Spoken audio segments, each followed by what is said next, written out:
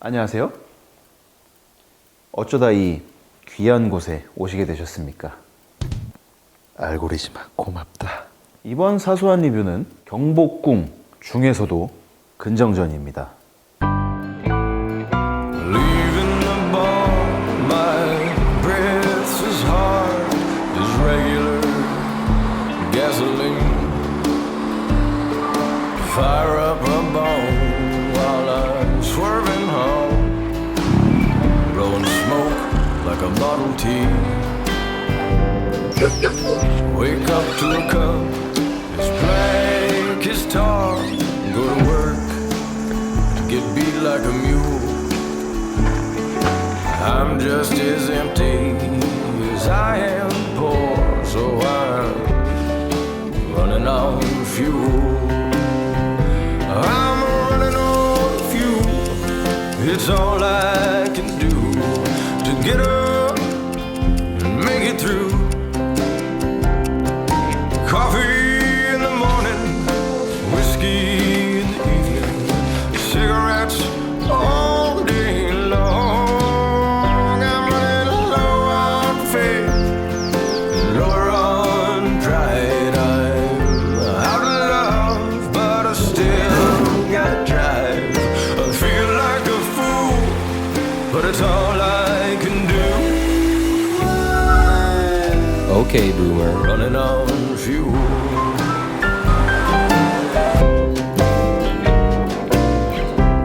근면하게 정치하라는 뜻의 이름을 가진 전 형태의 건물. 어디든 가장 급이 높은 건물이 이 전이죠.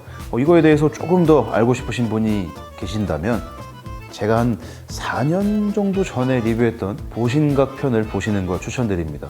근데 거기도 별 내용은 없어요. 그러니까 조선시대의 메인 궁궐인 경복궁 중에서도 메인인 건물이 바로 이 근정전입니다. 그리고 이 메인인 건물의 사방을 수호하는 동물들 중에서도 메인인 용을 근정전 센터에 박아 넣었죠.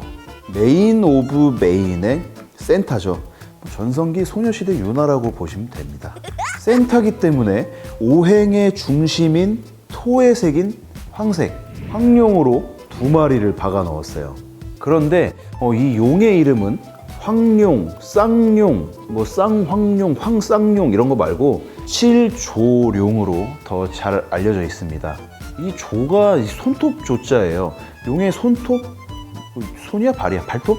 아무튼 이게 7개인 용이라는 거죠. 그러니까 저 용의 손톱에 뭔가 의미가 있겠구나 라고 추측해 볼 수 있겠죠. 훨씬 직관적인 이름인 황룡, 쌍룡 이런 것보다 실조룡으로 더 유명하다니까 이유가 있으니까 그러는 거 아니겠습니까?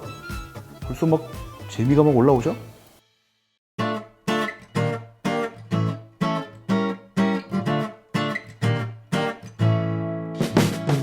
조선은 중국에 사대를 했죠. 중국의 황제가 하늘의 자식, 즉 천자이기 때문에 제후국이었던 조선의 임금은 당연히 천자보다 더 좋거나 더 많은 것을 해서는 안 됐겠죠. 상병이 병장보다 좋은 거 하면 되겠습니까? 이 용의 사용에 있어서도 마찬가지입니다. 중국이 이 용을 특히 좋아하는데 황제는 발톱이 5개인 5조룡을 썼고 제후국이었던 조선의 왕은 4조룡을 썼습니다. 그리고 세자 같은 그 밑에는 3조룡을 썼죠. 유치하지 않습니까? 근데 이걸 알고 나면 지금 보고 계시는 이 근정전의 7조룡이 조금은 새롭게 다가오실 겁니다. 뭐야 이거 중국이랑 한번 해보자는 거였나? 이런 생각이 들 수도 있는 거죠. 근데 문제는 조선의 임금도 이미 중국과 동일하게 5조룡을 쓰고 있었습니다. 세종 형님 때부터요. 다들 아시겠지만 이 7조룡을 박아놓은 근정전은 임진왜란 때 불타서 폐허가 됐던 경복궁을 재건한 고종 형님 때에 새로 지어진 겁니다. 그러니까 태조 형님 때 처음 경복궁을 지었을 때는 용의 발톱이 몇 개였는지는 모르겠는데 용이 아니라 봉황이었을 수도 있었겠죠. 아무튼 고종 형님 때 이걸 새로 지으면서 7조룡 인테리어를 했다. 그리고 다들 아시다시피 고종 형님이 중국의 사대를 끝내고 야 이제 나도 황제한다 라며 대한제국이라는 황제국을 선포했으니 이런 것들을 계산한 인테리어가 아니었을까? 라고 생각할 수도 있죠.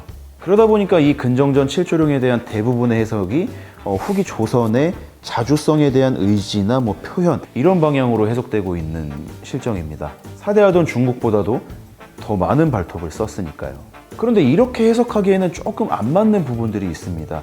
근정전을 중수한 게 1867년이고 고종형님이 대한제국을 선포한 게 1897년이죠. 그러니까 경복궁을 새로 짓고 30년 후에 대한제국을 선포한 겁니다. 그러니까 지금 해석하는 것처럼 고종형님이 조선의 자주성을 계산한 인테리어를 해서 이렇게 칠조룡을 박아놓은 게 맞다면 아마 고종형님은 경복궁을 중건할 때 이미 머지않아 대한제국을 선포할 것으로 계산하고 있었다고 보는 게 맞겠죠. 야, 우리도 황제국 할 거니까 이왕 새로 짓는 거에 칠조룡으로 인테리어 하자. 이렇게 가야 맞는 거잖아요. 근데 이게 30년이나 걸려버렸네? 그러면 또 문제가 되는 게 이 근정전의 중요한 용도 중에 하나가 중국에서 온 사신을 접견하는 일이라는 거죠. 고종형님이 속으로 그러워서 이제 나도 황제한다 라고 이 생각을 마음에 품고 있었다고 한들 근정전을 중수할 때 대한제국 선포까지 얼마나 걸릴지 알기 어려운 상황에서 실제로 이게 30년이나 걸려버렸는데 중국 사신이 와서 야 저거 발톱에 7개나 써서 인테리어 했냐라고 물어보면 뭐라고 대응하려고 칠조룡을 박았을까? 하는 의문이 생기는 거죠. 또 근정전 바로 뒤에 있는 이 사정전, 여기는 또 사조룡 그림이 걸려 있습니다. 사정전은 왕과 신하의 일상적인 정치 업무 공간인데 근정전의 칠조룡이 조선의 자주성과 왕권 강화 그런 의지를 나타내는 상징이었다면 사정전에도 칠조룡 그림을 달지 않았을까? 이런 생각을 해볼 수도 있는 거죠. 아니면 적어도 오조룡이라도 달든가.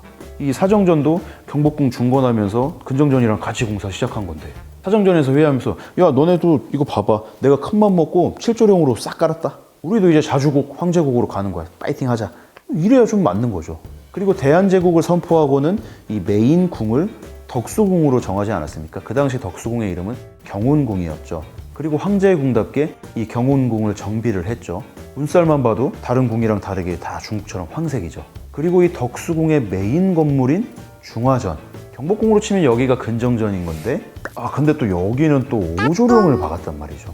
우리는 원래 오조룡 썼는데 세종 형님 때부터 아니 대한제국 선포하기 30년이나 전부터 고종 형님이 마음 먹고 중국 눈치 볼 각오까지 하면서 조선의 자주성 강화를 보여주기 위해서 칠조룡 가자 하고 근정전에 박은 거면 덕수궁 중화전에도 칠조룡을 박든가. 여기는 오히려 황제궁인데 이상하지 않습니까? 오히려 중국 눈치 볼 때는 칠조룡으로 인테리어하고 중국 눈치 안 보겠다고 황제국 선포하고는 오조룡 인테리어하고. 그리고 또 헷갈리는 게 환구단, 그러니까 하늘의 자식인 황제만이 하늘의 제사를 지낼 수 있었기 때문에 제후국인 조선의 왕은 하늘의 제사는 못 지내고 땅에게만 제사를 지낼 수 있었죠. 그게 땅과 곡식의 신에게 제사를 지내던 사직단이죠. 그런데 고종 형님이 대한제국을 선포하고 스스로 황제가 되었으니까 이제 우리도 하늘에다 제사를 지내야 되지 않겠냐라고 만든 게 환구단입니다. 그리고 지금 그 환구단 터에 남아있는 황궁우, 여기는 또 팔조룡입니다. 또 헷갈리죠. 이쯤 되면 이거 발톱수 그냥 별로 상관없었던 거 아닌가? 이런 생각이 들기도 하죠. 재밌는 건, 재미없는 건가? 아무튼 기록 성애자인 우리 형님들이 이것에 대해서는 기록을 남겨두지 않으셨다는 거죠. 그러니까 경복궁에 가끔 오면 저거 왜 발톱 7개냐 하는 아주 재미있는 생각이 들기도 하는 겁니다. 그런데 사실은 이 칠조룡이든 팔조룡이든 몇 가지 해석들이 존재하긴 합니다.